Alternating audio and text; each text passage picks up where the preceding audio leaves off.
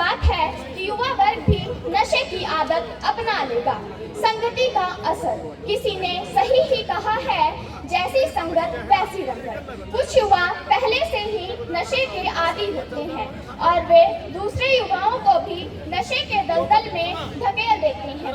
Social media का प्रभाव, आजकल हमारे देश में सोशल मीडिया भी नशे को बहुत अधिक बढ़ावा दे रहा है। टीवी, फेसबुक, व्हाट्सएप, इंस्टाग्राम आदि पर लोगों को खुलेआम शराब, सिगरेट, अफीम आदि का नशा करते हुए दिखाया जाता है। इनसे प्रभावित होकर भी युवा वर्ग नशे का आदी हो जाता है।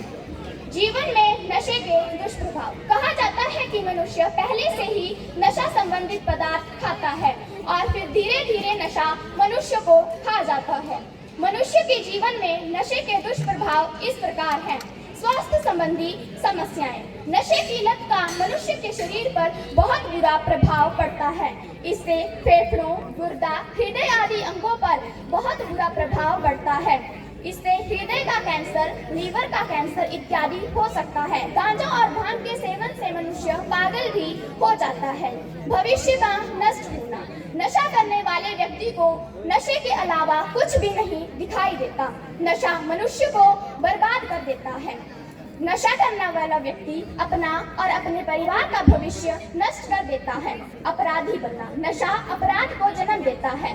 नशे की जरूरतों को पूरा करने के लिए मनुष्य चोरी, डकैती, लड़ाई झगड़े, यहाँ तक कि हत्या जैसे गंभीर अपराधों में भी शामिल हो जाता है।